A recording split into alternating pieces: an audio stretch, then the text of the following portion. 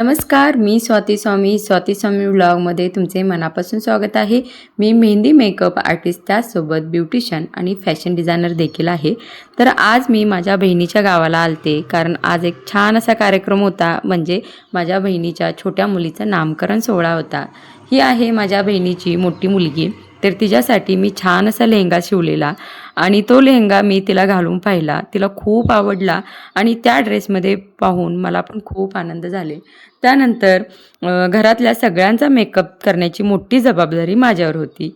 एकामागून एक सगळ्यांचा मेकअप करत होते आणि सगळे उत्साहात तयार होत होते. तर त्याआधी मोठ्यांचा मेकअप करण्याआधी मी लहान मुलींचा मेकअप करून घ्यायचं ठरवलं. कारण त्यांना पण मेकअप करायचं खूप हौस असतं आणि खूप गडबड देखील असतं. मला असं मेकअप पाहिजे, मला तसं मेकअप पाहिजे. हिला बघा मी मेकअप केलं होतं, पण तरी पण तिला अजून थोडं मेकअप पाहिजे होता, म्हणून ती त्यांच्या मम्मीला तक्रार करायला गेली.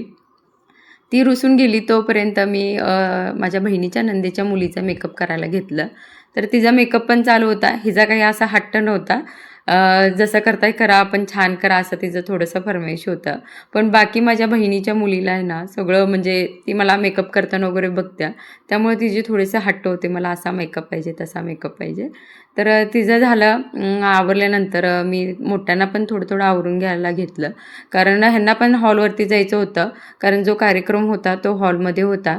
तर तिथं आधी थोडी तयारी करायचं होतं, म्हणताना आधी थोडं मोठ्यांना पण आवरून पाठवलं. तर हे बघा, ही बहिणीला तक्रार करून आल्यानंतर तिचा अजून मेकअप पाहिजे होता. आय मेकअप थोडासा डार्क वगैरे पाहिजे होता. तसं पाहायला गेलं तर मी लहान मुलींना जास्त मेकअप करत नाही, थोडंसंच मेकअप करते. तर हा आहे साईडला उभारलेला, तर बहिणीच्या नंदेचा मुलगा. तर मुलींना मेकअप करताना बघून तो पण थोडंसं हट्ट करायला होता, मला पण थोडंसं लावा वगैरे म्हणून. तर त्याला काही माहिती नव्हतं, पण तरी पण त्यांना करताना बघून त्याला थोडंसं मला असं लावा तसं लावा वगैरे चालू होतं. तर ती बघा, तिला आम्ही मेकअप करत होते, पण तिला अजून पाहिजे होता, अजून ब्लशर वगैरे लाव असं तिचा हट्ट होता, मला ब्लशर वगैरे पाहिजे म्हणून. तर तिला मेकअपमधलं बरंच काही समजतं, जेवढं मी एकंदरीत विसरेन, पण ती काही विसरणार नाही मेकअपमधलं. तर ब्लशर लावल्यावर बघा ती किती खुश झाली. तर तिला परफेक्ट तिच्या मनासारखा मेकअप झाला आणि ड्रेस पण तिच्या मनासारखा झाला, त्यामुळे ती खुश होती. खूप आनंद झाला तिला तर ड्रेस वगैरे आणि मेकअप वगैरे झाल्यानंतर. आता ह्याला पण म्हटलं हे काही सरकणार नाही, त्यामुळे मी त्याला पण थोडंसं ब्लशर लावलं, की त्याला आरशात गेल्यानंतर दिसेल ब्लशर लावलेत वगैरे म्हणून. तर त्या सगळ्यांना आवरून पाठवल्यानंतर बाकीच्यांची पण तयारी चालू होती. सगळ्यांना ड्रेस वगैरे म्हणजे साडी, ड्रेस, मेकअप काय असेल ते आवरून मी पाठवत होते. तर ही आहे माझी बहीण. हिला बाळंतींचा कलर आलेला आहे, डार्क मेकअप वगैरे काय झाला नाही आहे. तर तिला स्लाईटच असं थोडंसं मेकअप केलं होतं.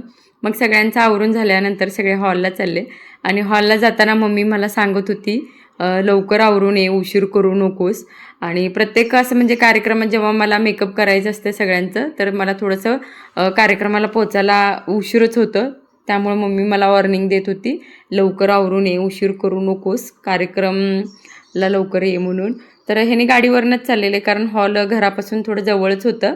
तर त्यांनी गाडीवरून चाललेले, बाकीचे चालत चाललेले, ऊन पण भरपूर होतं. तर मम्मी मला सारखं सांगत होती लवकर आवरून ये, बाकीचे पण सांगत होते लवकर आवरून या म्हणून. तर ही पाठीमाग आहे, ही माझ्या मोठ्या बहिणीची मुलगी. तिचं तेवढं आवरलं, तर माझं तेवढं आवरलं, तर आम्ही निघणारच आहे. तर चला, आता उशीर झाला होता म्हणून मी सिम्पलच आवरलं, कारण मी मेकअप करत बसलं तर अजून थोडासा वेळ होईल, म्हणून मी सिम्पल असंच आवरलं. तर कसं झाले नक्की कमेंट करून सांगा. माझा मेकअप सिम्पलच आवरले, मान्य करते. तर आवरले तेवढ्यात माझ्या काकाची मुलगी आली आणि तिची ही मुलगी. तर सगळे त्यांनी अचानकच आले आणि सरप्राईज देण्यासाठी म्हणून आले. त्यांनी हॉलवर न जाता घरी आले. घरातले तोपर्यंत हॉलवरती गेलते. तर आता त्यांना देखील आवरून मग आम्ही हॉलवरती जाणार आहे. तर हिचं म्हणजे बहिणीच्या काकांच्या मुलीचं काय असं जास्त आवरायचं नव्हतं, सिम्पलच आवरलं. तिला थोडंसं साडी नेसायला वगैरे मदत केलं, ज्वेलरी वगैरे घातलं आणि सिम्पलच मेकअप होता तिचा. कारण तसंही ऑलरेडी आम्हाला हॉलवर पोचायला वेळ झाला होता. मला वाटते आता हॉलवरती कार्यक्रम चालू झाला असेल, कारण त्यांना जाऊन पण बराच वेळ झाला होता. माझा आवरून मग ह्यांना आवरून जाऊसपर्यंत मला वाटतं थोडंसं वेळ होणारच. मग तसंही आम्ही पटपट आवरलं, जास्त वेळ नाही घालवलं आणि आम्ही पण चालत निघालो. तर हे बघा पाठीमागे जे आहे माझ्या मोठ्या बहिणीची मुलगी, तिचा पण मेकअप बघू शकता तुम्ही, मगाचचा आणि आत्ताचा. तर त्यांना वाटत होतं मी फोटो काढत होते, पण चला असं थोडंसं होणारच. तर थोडेसे फोटो व्हिडिओज झाले. झाल्यानंतर आम्ही हॉलमध्ये पोचल्यानंतर मम्मीनं बरोबर मला रागवलं, कारण हॉलमध्ये निम्मी लोक म्हणजे कार्यक्रम संपलेला आणि निम्मी लोक जेवायला पण गेलते. मम्मी म्हटली अनेक थोडा वेळ केली असतीस तर आलेल्या पाहुण्यांना तू बायच म्हणायला आली असतीस, कारण थोडं वेळ झालता आम्हाला हॉलवरती पोचायला. आणि सगळा कार्यक्रम झाल्यानंतर जे गाणी म्हणतात ना,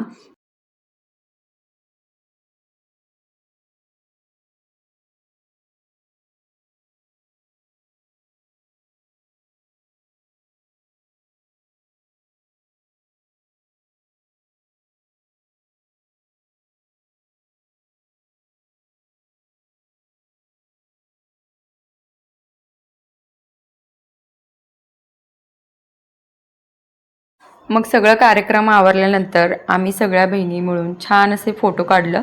कारण आधी फोटो काढायचं म्हटलं श्रीदा झोपलेली, मग नंतर ती उठल्यानंतर आम्ही फोटो काढायला घेतलं. आणि तिचा काही लक्ष नव्हता, तिचा लक्ष तो पूर्ण पाठीमागे डेकोरेशनमध्येच होता. तिला डेकोरेशन खूप आवडलेलं. आमचे सगळ्यांचे फोटो, पाहुण्यांचे फोटो झाले. तर हा जो आहे त्रिशाची लाडकी बहीण श्रीदा, हा हा बॅनर माझ्या बहिणीनं स्वतः घरी बनवलेला आहे. स्वतः छान असं अक्षरं काढून त्याच्यावरती छान असं कलर करून हा बॅनर ती स्वतः घरी बनवलेला आहे. खूप छान झालं होतं बॅनर पण. सगळी लोकं विचारत होते, एवढं सुंदर बॅनर ती घरी बनवलेली, खूप छान. आणि त्याच्यानंतर आलेल्या पाहुण्यांचं वगैरे फोटोशूट चालू होतं. जे गेस्ट येत होते त्यांचे वगैरे फोटो, नातेवाईकांचे फोटो, त्यांची फॅमिली फोटो, असे फोटो चालू होते. आणि कारण ती आधी जेव्हा कार्यक्रम चालू होता तेव्हा झोपलेली, त्याच्यानंतर उठली, त्याच्यानंतर खूपच सगळ्यांचे फोटोशूट वगैरे झाल्यानंतर ती दमली. आणि ही आहे आमच्या मम्मीची मम्मी, आमची आजी. ह्या आजीची आई आहे अजून आमची पणजी, ती पण खूप घट्ट आहे, शेतातली कामं वगैरे करतात. ही पण आजी आमची शेतातली कामे वगैरे खूप करतात. तर या सगळ्यांचे फोटो वगैरे चालू होते. श्रीदा मात्र शांत आजीच्या मांडीवर झोपलेली, खूप छान वाटत होतं. थोडी धावपळ झाली पण कार्यक्रम मात्र खूप छान झाला. आणि खूप लोक म्हणजे खूप सगळे म्हणजे सगळे पाहुणे वगैरे आलते. कार्यक्रम छान झाला. मग आम्ही घरी आलो. तर हा बघा श्रीदाचा फ्रॉक राहिलेला तुम्हाला दाखवायचा. हा फ्रॉक शिवलेला, हा फ्रॉक आणि मोठ्या मुलीला लेहंगा वगैरे शिवलेला. आल्यानंतर सगळ्यांचं खेळणं वगैरे चालू होतं. सगळे मग रिलॅक्स झाले, साडी वगैरे चेंज करून वगैरे रिलॅक्स झाले. मग आपापल्या मुलांना वगैरे खेळवायला वगैरे चालू झाले. तर अशा पद्धतीने आमचा कार्यक्रम झाला. तर आजचा हा कार्यक्रमाचा व्हिडिओ तुम्हाला कसा वाटला नक्की कमेंट करून सांगा. आवडला असल्यास सबस्क्राईब करा. Okay, bye.